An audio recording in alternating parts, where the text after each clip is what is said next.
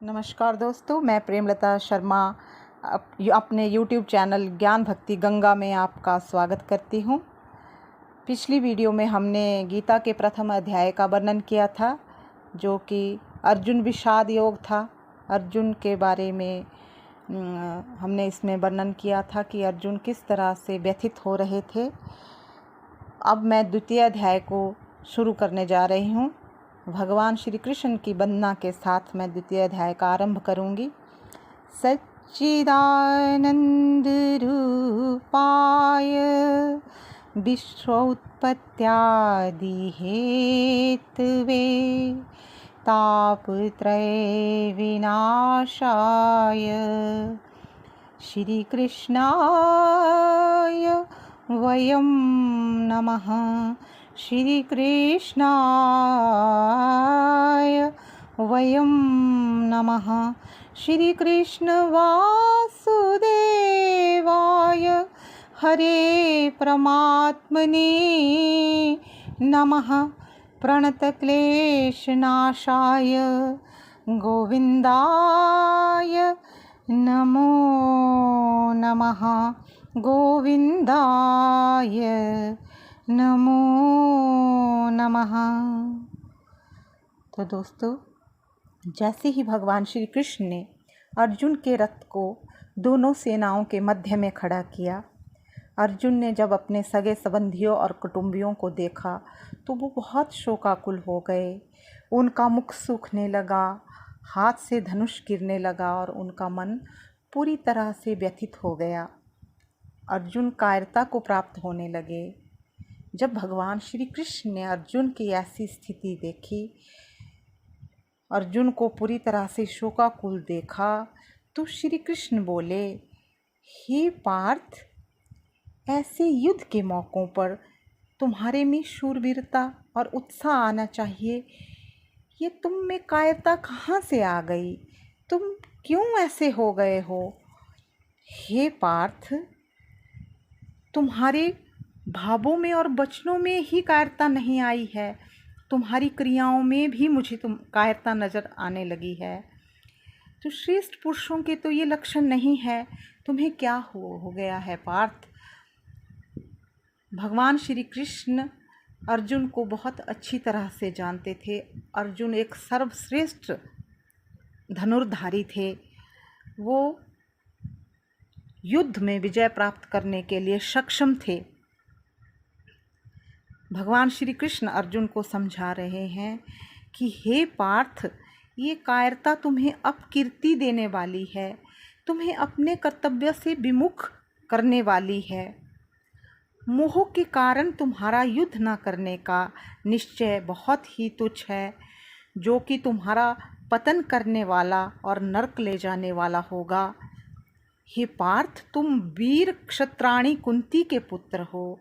हे पृथानंदन, इस प्रकार नपुंसकता को प्राप्त मत हो। दुर्बलता का त्याग करके युद्ध के लिए खड़े हो जाओ। अर्जुन बोले, हे केशव, मैं भीष्म पितामह और द्रोणाचार्य से कैसे युद्ध करूँगा? वो दोनों मेरे लिए पूजनीय हैं। अर्जुन धर्माचरण करने वाले थे तथा गुरुजनों और बड़ों के प्रति आदर की दृष्टि रखने वाले थे। अर्जुन को भिक्षा मांगकर जीवन निर्वाह करना सर्वश्रेष्ठ लग रहा था और सगे संबंधियों के रक्त से सने हुए धन को वो प्राप्त नहीं करना चाहते थे। जब अर्जुन पूरी तरह से शोकाकुल हो गए, उनकी बुद्धि में विवेक ही नहीं रहा कि हम युद्ध करें भी या ना करें, क्या युद्ध करना हमारे लिए सही है या गलत है। जिनको मारकर हम जीना भी नहीं चाहते, वे धृतराष्ट्र के संबंधी हमारे सामने खड़े हुए हैं। तो अर्जुन बोले, हे प्रभु, हे मधुसूदन, जो मेरे लिए श्रेयकर है, मैं आपका शिष्य हूँ, मैं आपकी शरण में हूँ। अत्यंत व्याकुल हो गए जब अर्जुन, तो वो हाथ जोड़ करके भगवान श्री कृष्ण से विनती करने लगे, हे भगवान, हे मधुसूदन, आप मेरा मार्गदर्शन कीजिए, जो मेरे लिए सही है मुझे वो वर्णन कीजिए। अर्जुन को लग रहा था कि भगवान ऐसा समझते हैं होंगे कि अर्जुन युद्ध करेगा, विजय प्राप्त होगी और राज्य मिल जाएगा, इससे चिंता शोक मिट जाएंगे और संतोष हो जाएगा। मन व्यथित होने के कारण मेरी ये दशा हो गई है कि विजय प्राप्त करने पर भी मेरा शोक दूर नहीं होगा, मैं ऐसा नहीं देखता। संजय बोले।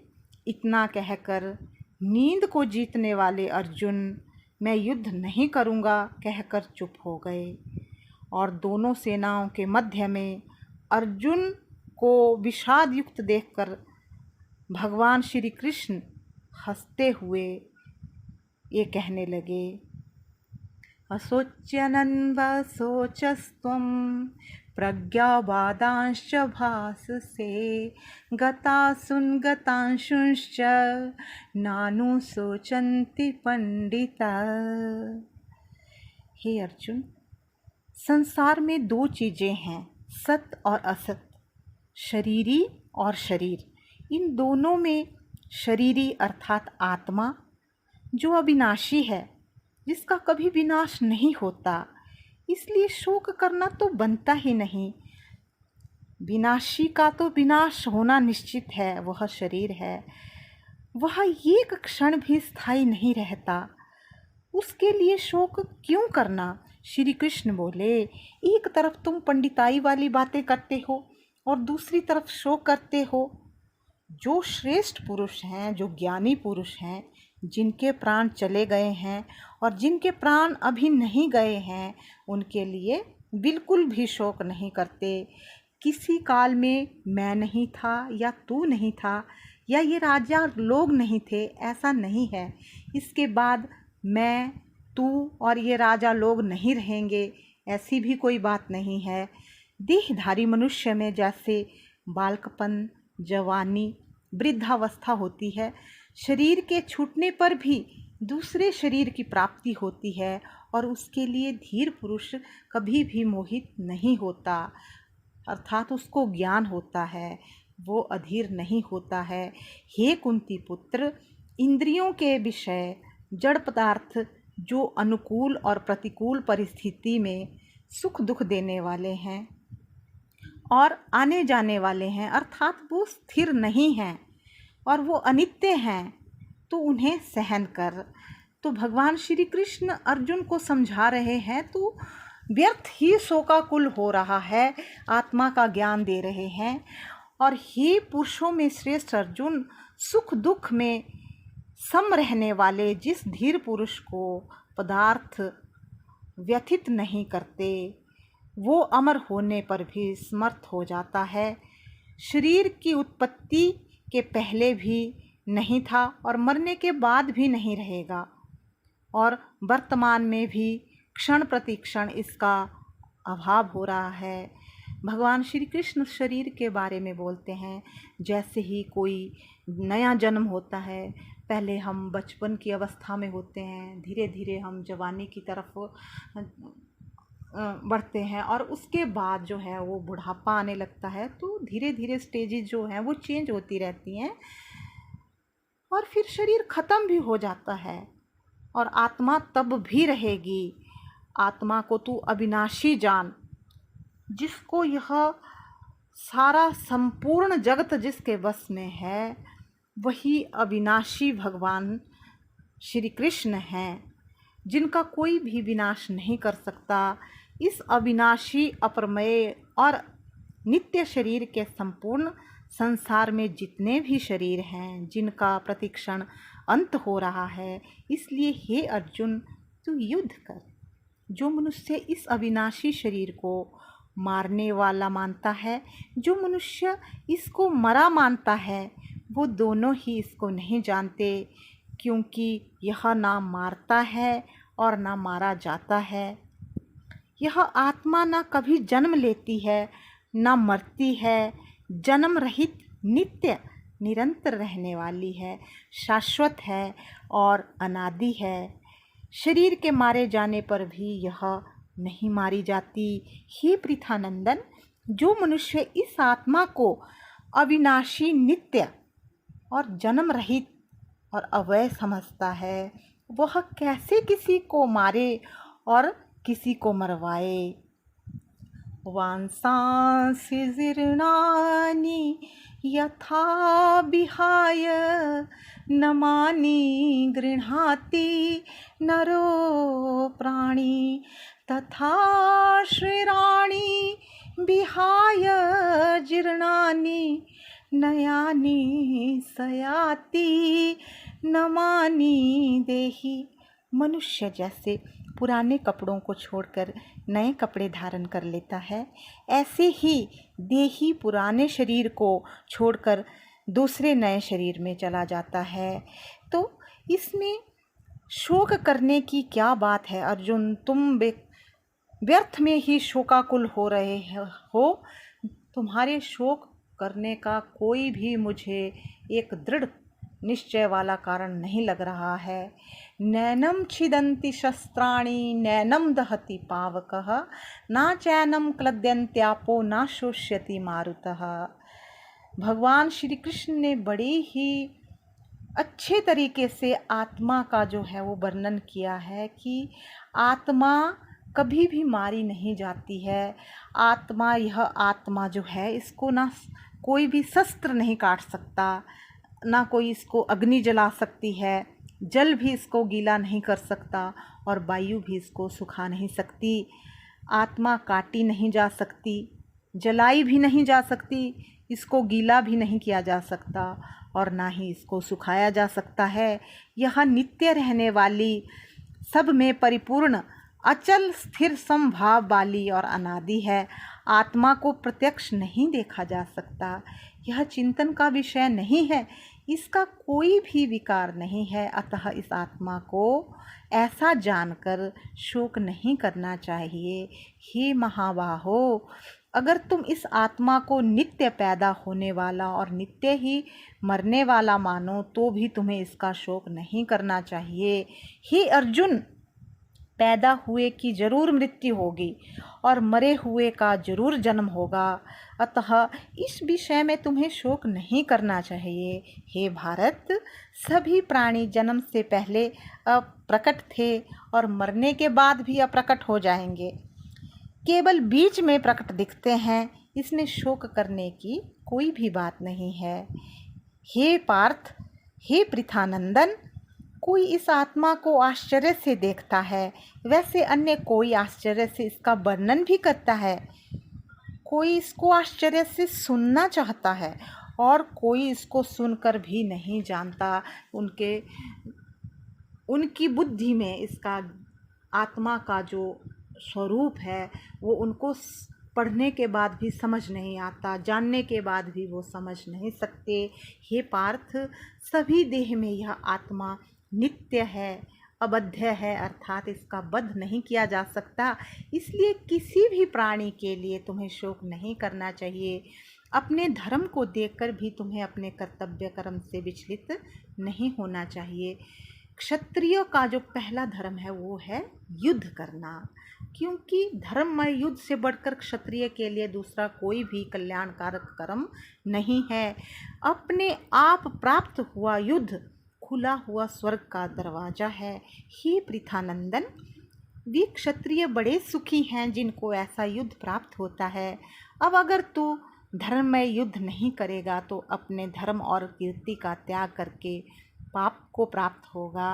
सभी प्राणी तेरी निंदा करेंगे, तेरी अपकीर्ति करेंगे और वह अपकीर्ति सम्मानित मनुष्य के लिए मृत्यु से बढ़कर दुखदाई होती है। महारथी लोग जो तुझे युद्ध से उपरत हुआ मानेंगे, जिनकी धारणा है कि अर्जुन तो सर्वश्रेष्ठ धनुर्धारी है, शूरवीर है, वो तुझे कायर कहेंगे। तेरे शत्रु लोग तेरे सामर्थ्य की निंदा करेंगे और तुझे ना कहने योग्य बहुत से वचन भी कहेंगे। उससे बढ़कर और दुख की बात क्या होगी? अगर युद्ध में मारा गया तो स्वर्ग की प्राप्ति होगी, अगर युद्ध में जीत गया तो पृथ्वी का राज्य भोगेगा। हे कुंती नंदन, इसलिए तुम युद्ध के लिए तैयार हो जाओ। जय पराजय, लाभ हानि, सुख दुख को सम्मान करके फिर युद्ध के लिए तैयार हो जा। इस प्रकार तू युद्ध करके पाप को प्राप्त नहीं होगा। हे पार्थ, समबुद्धि पहले सांख्य योग में कही गई है, अब तू कर्म योग के विषय में सुन।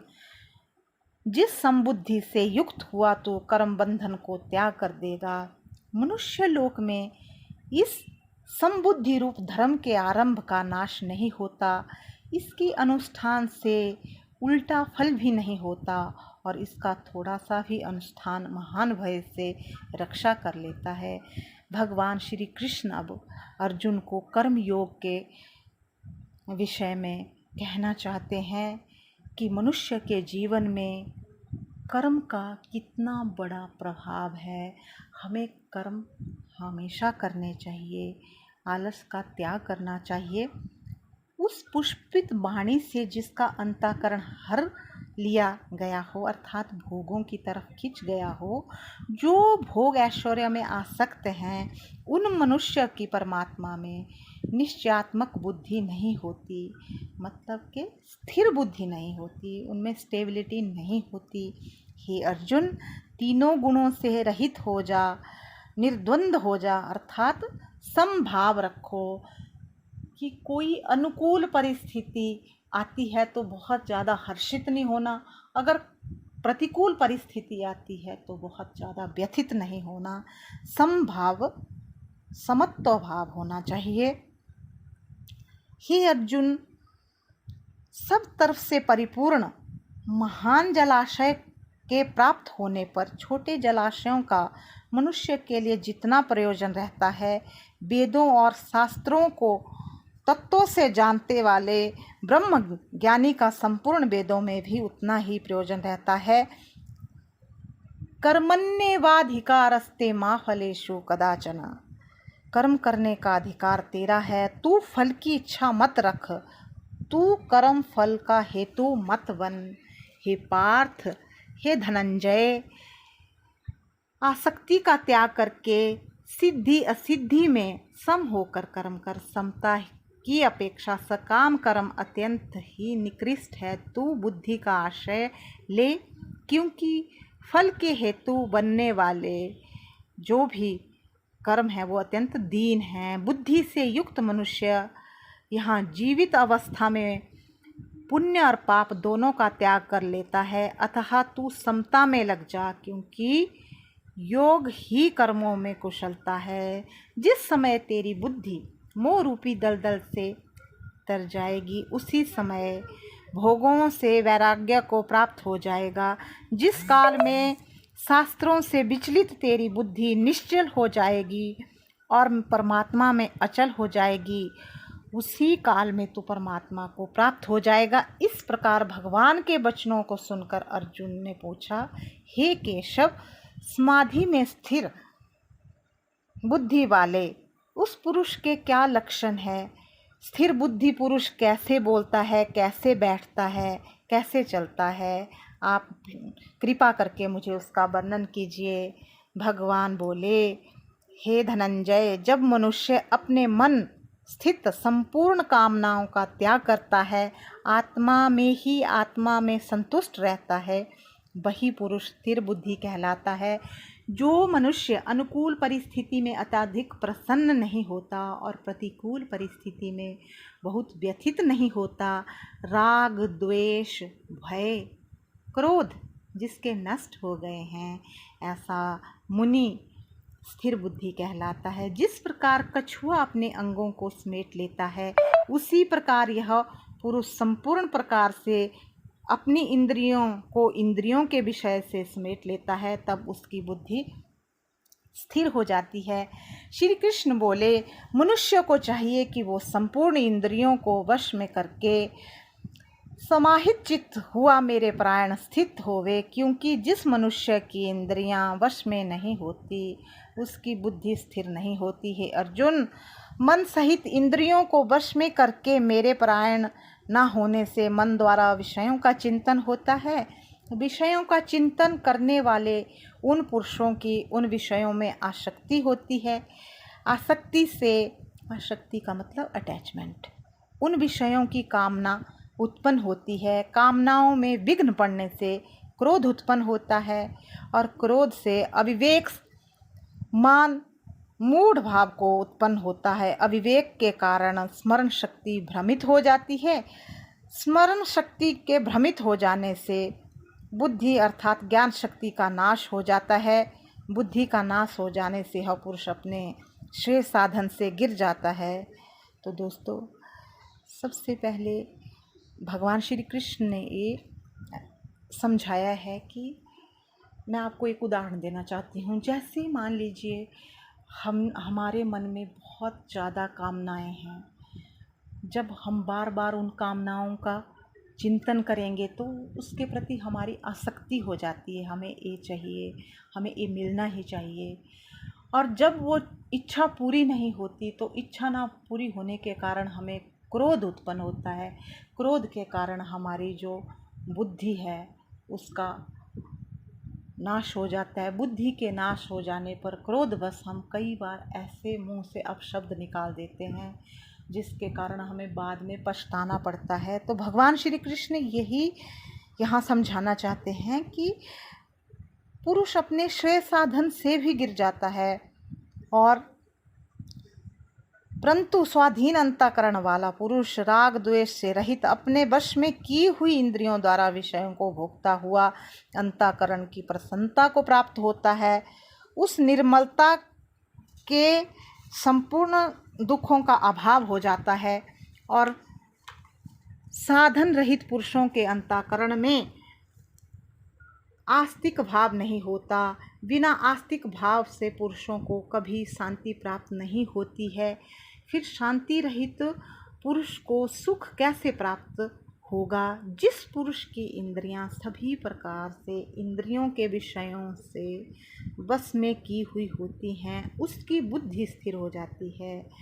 भगवान श्री कृष्ण बड़े प्यार से बोलते हैं कि हे अर्जुन, संपूर्ण प्राणियों के लिए जो रात्रि है उस नित्य शुद्ध बोध स्वरूप परमानंद में भगवत को प्राप्त हुआ योगी जागता है। जिस नाशवान क्षण भंगुर सांसारिक सुख में सब भूत प्राणी जागते हैं, तब तो जानने वाले मुनि के लिए वह रात्रि होती है। जैसे सभी ओर से परिपूर्ण अचल प्रतिता वाला समुद्र के प्रति नाना नदियों के जल उसका चलायमान ना करके उसमें समा जाते हैं, वैसे ही उस स्थिर बुद्धि पुरुष को के प्रति संपूर्ण भोग किसी प्रकार का कोई भी विकार उत्पन्न ना करके उसमें समा जाते हैं। वह पुरुष परम शांति को प्राप्त होता है, ना कि भोगों को चाहने वाला। क्योंकि जो पुरुष संपूर्ण कामनाओं का त्याग करके ममता रहित और अहंकार रहित स्पृहा रहित हुआ बरतता है, वह शांति को प्राप्त होता है, वह ब्रह्म को प्राप्त होता है। और ब्रह्म को प्राप्त हुए पुरुष की ऐसी स्थिति होती है, वह मोहित नहीं होता है, ना वो शोक करता है। अंतकाल में वो परब्रह्म परमात्मा को प्राप्त होता है, जिसे ब्रह्मानंद की प्राप्ति कहा जाता है। जिस मनुष्य को ब्रह्मानंद की प्राप्ति हो जाती है दोस्तों, उसे फिर कुछ भी पाना शेष नहीं रह जाता। लेकिन इस स्टेज तक पहुंचने के लिए हमें बहुत ज़्यादा अध्ययन की ज़रूरत है, बहुत ज़्यादा मनन की ज़रूरत है, बार बार गीता का स्मरण करने की ज़रूरत है। और भगवान श्री कृष्ण ने द्वितीय अध्याय में मान लीजिए हम पर भी कृपा की है। हम लोग जो ऐसे व्यथित हो जाते हैं, छोटी छोटी बातों को लेकर के परेशान हो जाते हैं, इतना सुंदर गीता का ज्ञान हमें भगवान श्री कृष्ण ने दिया है। तो यहीं पे द्वितीय अध्याय को मैं समाप्त कर रही हूँ। द्वितीय अध्याय को समाप्त करने से पहले आज मेरा मन अत्यंत प्रसन्न है और भगवान श्री कृष्ण का मैं एक भजन सुनाना चाहती हूँ, जिसकी 2 लाइनें हैं। श्री कृष्ण गोविंद हरे मुरारे, हे नाथ नारायण वासुदेवा, पितु मात स्वामी सखा हमारे, पितु मात स्वामी सखा हमारे, हे नाथ नारायण वासुदेवा। श्री कृष्ण गोविंद हरे मुरारे, हे नाथ नारायण वासुदेवा। तो दोस्तों, श्री कृष्ण भगवान के चरण कमलों का मैं वंदन करके द्वितीय अध्याय को यहीं समाप्त करती हूँ। अगर आपको वीडियो पसंद आई तो शेयर कीजिए, लाइक कीजिए, कमेंट कीजिए, सब्सक्राइब कीजिए। और इसी के साथ इसको मैं अब विराम की तरफ ले जाती हूँ। हरि ओम तत्सत, हरि ओम तत्सत, हरि ओम तत्सत। नमस्कार दोस्तों, मैं प्रेमलता शर्मा।